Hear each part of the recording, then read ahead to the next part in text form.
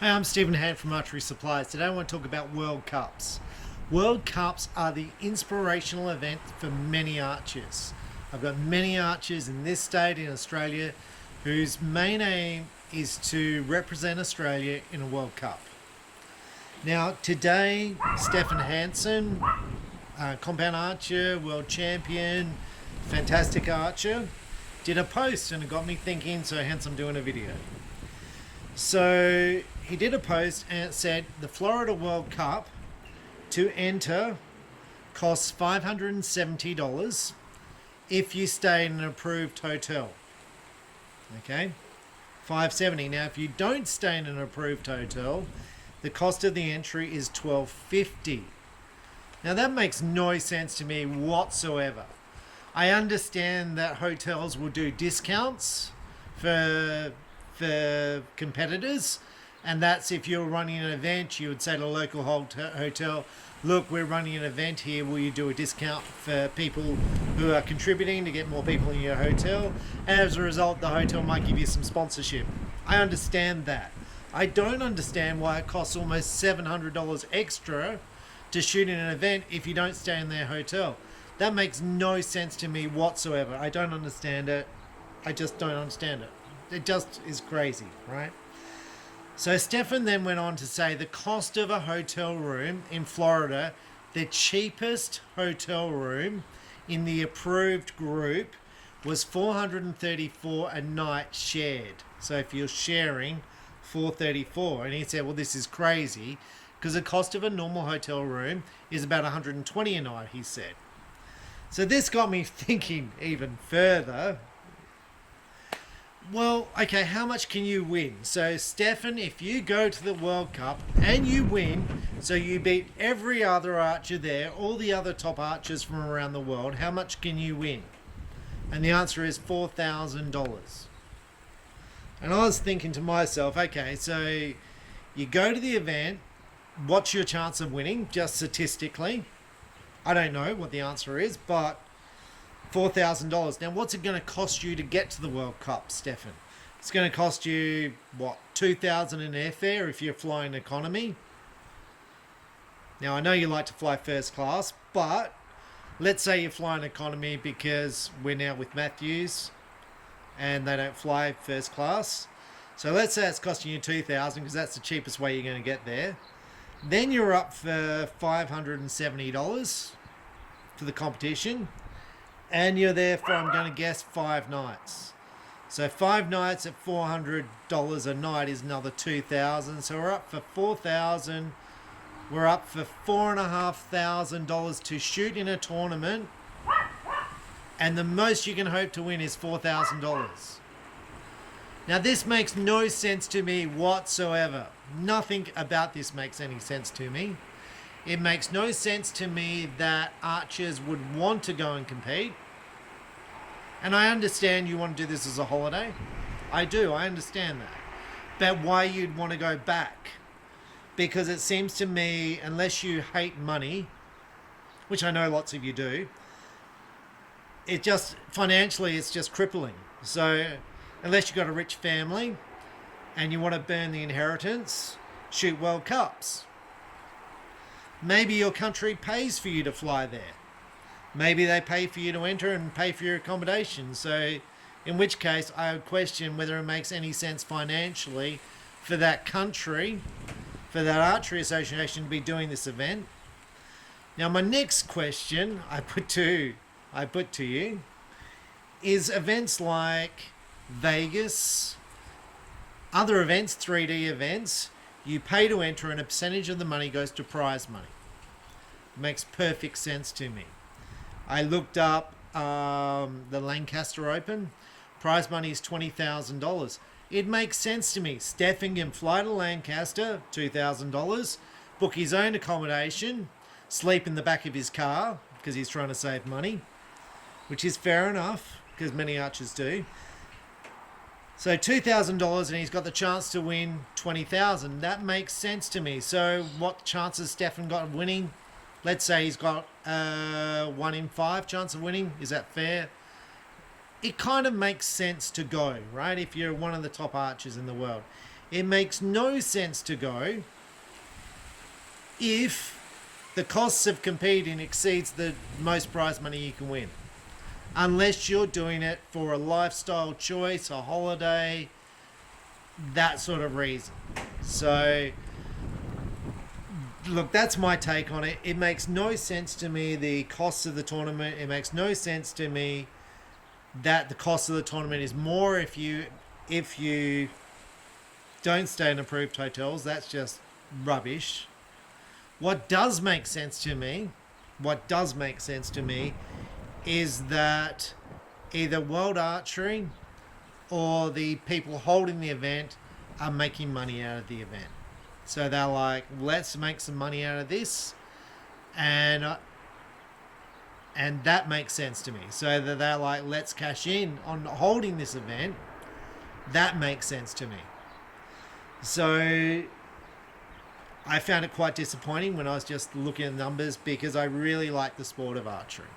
I think it's you train. I train I shot this morning, I shot this afternoon. You train to get better, and the people competing at these World Cups probably shoot all day instead of having a job. And that's the pinnacle. You're trying to be the best in the world. But it's costing you a fortune, and your chances of even breaking even seem to be zero. So it just makes no sense to me, whatever. So that's my take on World Cup. Maybe I've got some numbers wrong, but Stephan's post, it makes no sense, and none of it ever has made sense to me, so I'm just going to put that up there. I think there needs to be more transparency with the costs of running tournaments, how tournaments are run. I'm going to talk about other tournaments in other sports, like it's quite a simple model. Whether it's poker and I pick up poker, darts, golf, you pay so much to enter, and then so much of that money is allocated to prize money. And if you're one of the best competitors, you generally take home a bit of money, right? And then if you get sponsors on top of it, well, it's even more prize money, so you're even better off than that. But at the moment, it just seems to me that the association or the people running the event are just making the money out of it, and not the archers. So not the people working hard to train, to put all their time in to be the best. And I'm going to leave you. There's an archer in this state, which we've probably never heard of, and I'm going to say he's probably better than anyone else in Australia. All right, big call, but I'm prepared to put money on it. So if you want to question it, prepared to put any money on it that he can beat anyone in Australia. And he doesn't go to World Cups. He doesn't shoot in World Cups. And people say, why not?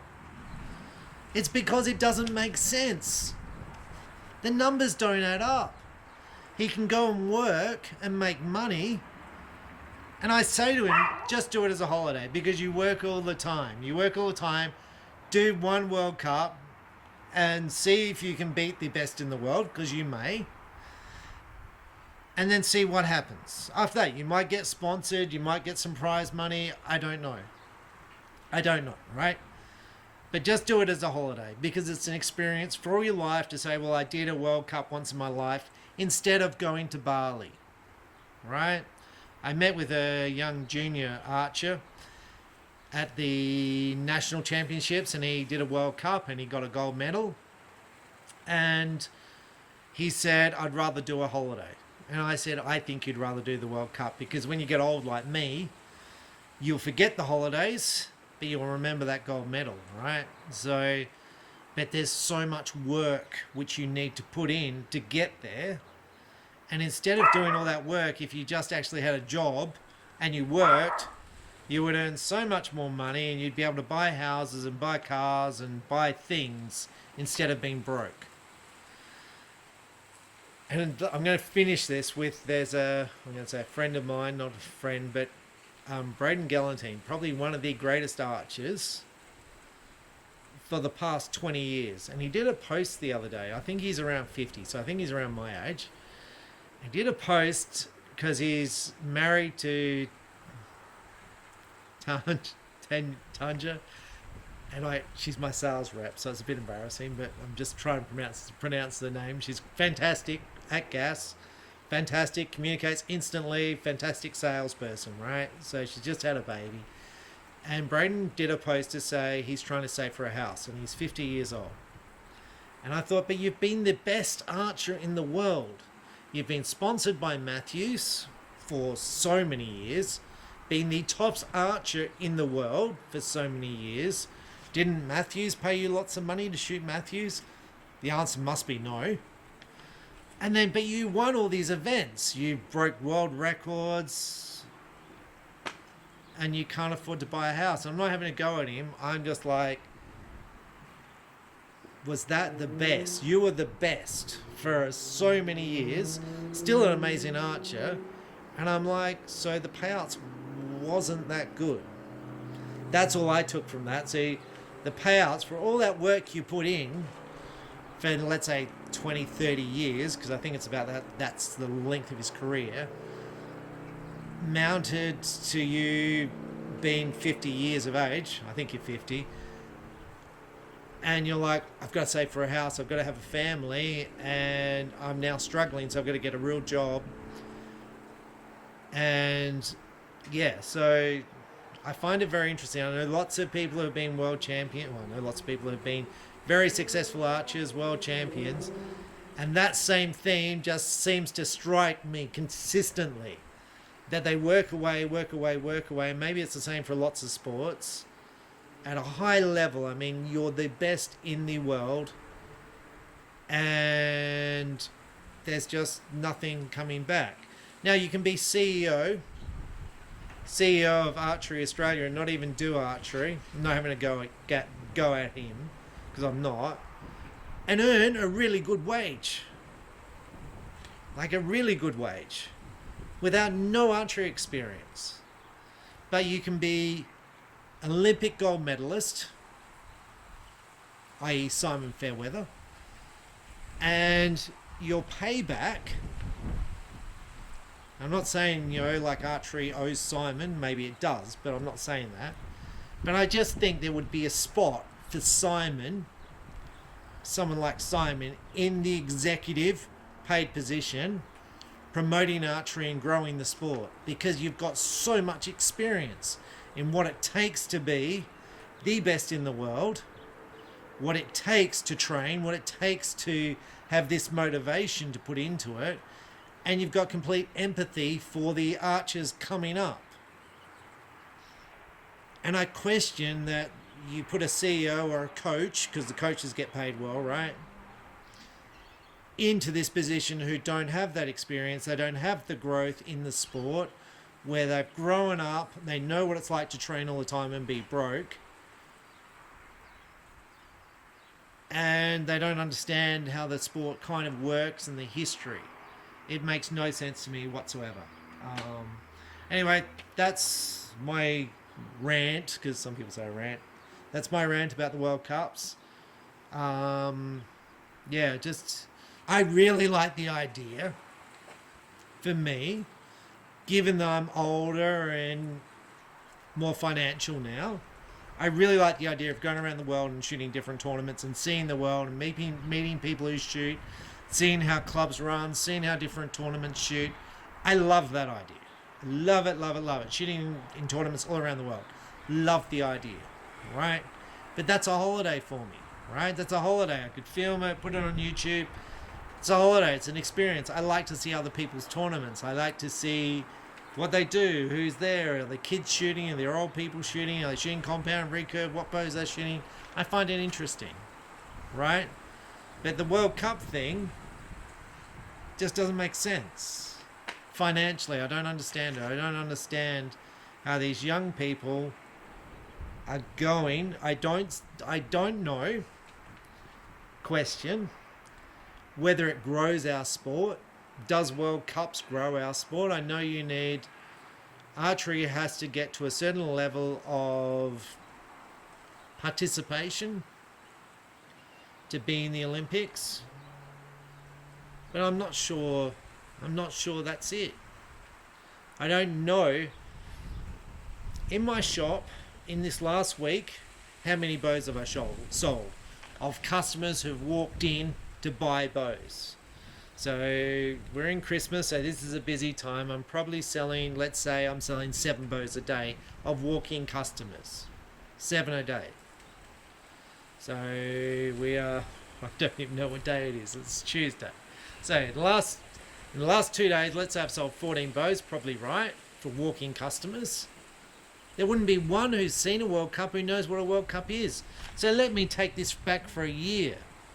So let's say I've sold 1,000 bows. It's a small number. I don't think there would be one who knows what a World Cup is, who knows what I'm talking about. I would have plenty this week, every week who are shooting archery because of the Hunger Games. Absolutely, I had a young girl in this week. She's 14-year-old, fantastic little shooter. She's shooting because she liked the Hunger Games. I have people come in because they want to be an elf, who want to shoot stuff like Lord of the Rings. I have people who just want to take it up because it's a different sport, right? All those things, but not one goes, I want to shoot a World Cup. I don't even know how many people take it up because they want to be in the Olympics. Like, I've got people who are training to be in the Olympics, and I think it's an amazing achievement. You know, that if someone from our state could go to the Olympics in Brisbane, that would be amazing. I think it'd be amazing for the parents. I think it would be amazing for the person. I think it'd be amazing for me. I would definitely go to watch them shoot in the Olympics in Brisbane if someone from this state gets in, right? Undoubtedly. But I just don't see people taking up the sport because they want to get in the Olympics. I don't see people taking up javelin, discus, shot put because they want to get in the Olympics. I don't even know how many shot putters there are in Australia, right? There might be. There's hardly any in this state, from the best of my knowledge. So the World Cup thing is a big question to me about whether the way they're doing it is correct, because the numbers just don't make sense to me. They make no sense now. So anyway, I'll leave it there. I've been doing archery since I was 12. I'm 54. So that puts me at 42 years doing archery. So seeing tournaments, seeing ideas come through. Now I don't mind watching World Cups on TV, on YouTube, but now they're putting it on another archery channel, so I don't see them. So I don't know. I question it all. So anyway, I'll leave it there. You can drop your comments about what you think about World Cups. And I'm going to say in America, most archers are hunters. In Australia, most archers are recreational shooters. So less than 10% of my sales in my shop are to people who are members of the clubs. And clubs here have grown a lot since I've been here, so since I've been in this state. But it still makes up a very small percentage of the overall archery population. Most people just buy a bow and they shoot at home, or they're recreational shooters, right? So is the future for archery like golf? So there's all these people who go out on a Saturday morning or a Sunday morning and hit a golf ball, and they never play competitions, they never do anything. It's just a social thing. Is that the future for archery? I'll leave that with you. Thanks for watching.